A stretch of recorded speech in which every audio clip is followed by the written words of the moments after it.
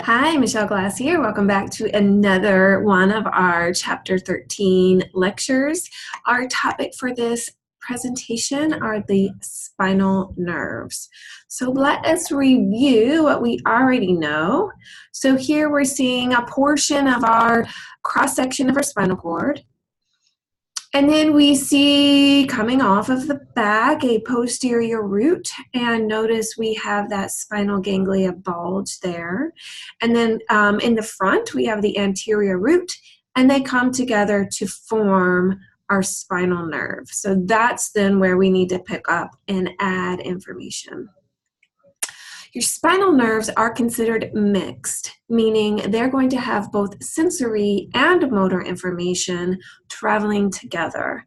Now remember, we have already gone over that we have 31 pair of spinal nerves coming off of different regions of the spinal cord, and that's how they are named.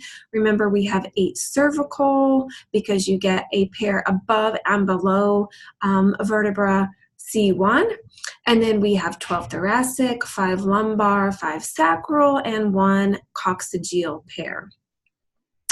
Now, coming off of that spinal nerve, you have branches, which are called rami. That is our plural form of the word ramus. And we will name these. At the back, you have a posterior, or it's sometimes referred to as a dorsal ramus. Now, this is going to be innervating the skin and the muscle of the back. So that means both collecting sensory information and directing responses to those tissues. Then we have the anterior or ventral ramus, which is going to the front of the body. So that's the body wall. So that would be the skin and musculature of the front of the trunk, as well as the shoulders and upper appendages and lower appendages. So that would be your limbs as well. The anterior ramus can be divided up into 4 what are described as plexuses. We are talking about these also as part of our lab, so we'll be looking at those here shortly. These 4 major plexuses or nerve networks include the cervical plexus, which is going to be the anterior ramus that's going to extend up and innervate the head, the neck, as well as the diaphragm. The brachial plexus is going to innervate the shoulder and the upper appendages, the arms. And the lumbar plexus will innervate the lower back as well as your legs.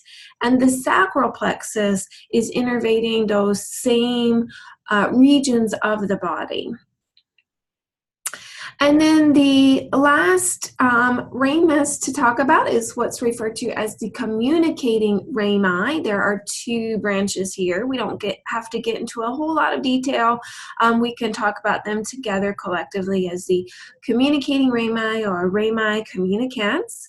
And this is going to be part of the autonomic nervous system. So here we will see innervation of the viscera, what I like to think of as the guts. So we're going to have, again, both sensory and motor information being transmitted in this ramus.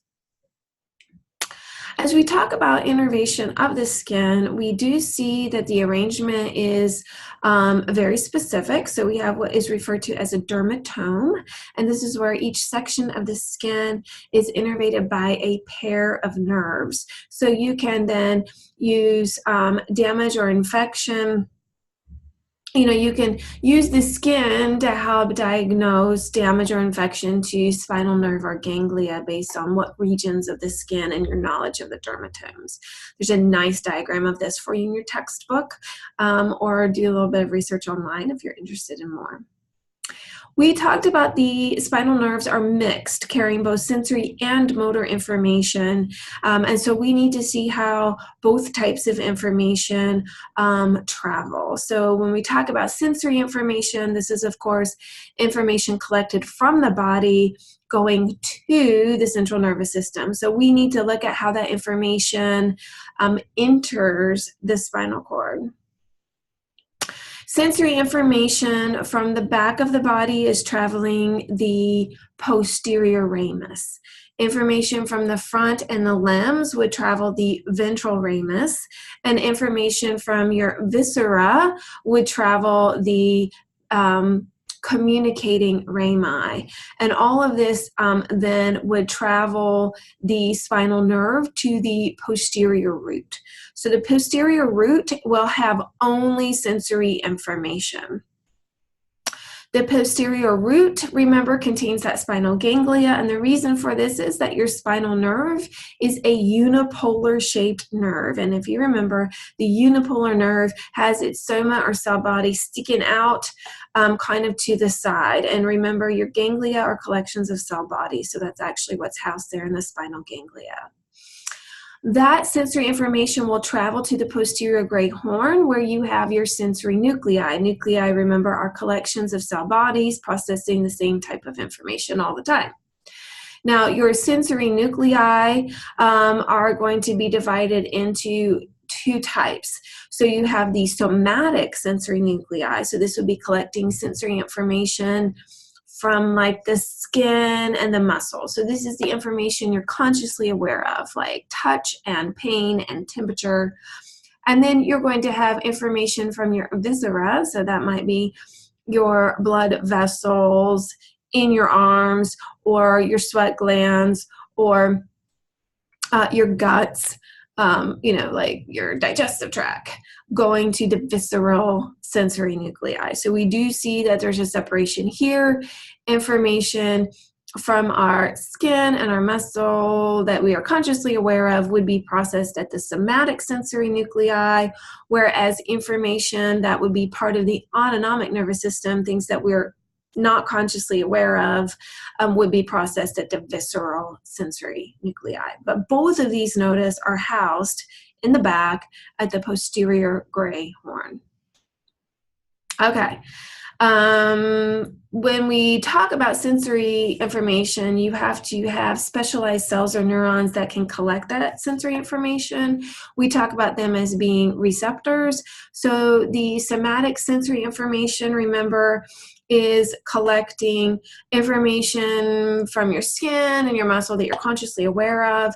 So we're going to see that both exteroceptors and proprioceptors are going to be examples of sensory receptors here. Exteroceptors would be those types of receptors that are detecting information from outside the body. So like temperature or pressure from touch, that type of thing. Proprioceptors, we're going to talk about more in the future. This is talking about essentially the position of your body in space. So this is information detected from your synovial joints, as well as the ligaments and tendons that are helping to connect the muscle. The tendons connect, of course, the muscle to the skeleton, the ligaments bone to bone. Looking at the stretch and position of those can help us get information on the position of our body in space. Your visceral sensory information is, of course, being collected from your guts, right? Your viscera. So that's going to be from interoceptors. This would be a class of receptors that are detecting things internal to the body. So internal blood pressure or internal body temperature and that sort of thing. Okay, then we need to trace that direction of responses, that motor information, as it leaves the spinal cord and goes out to the body. So motor information is, of course, exiting. Notice then as we draw our arrows are leading away from the spinal cord out to the body. Your motor information is going to be coming from either the lateral gray horn or the anterior gray horn.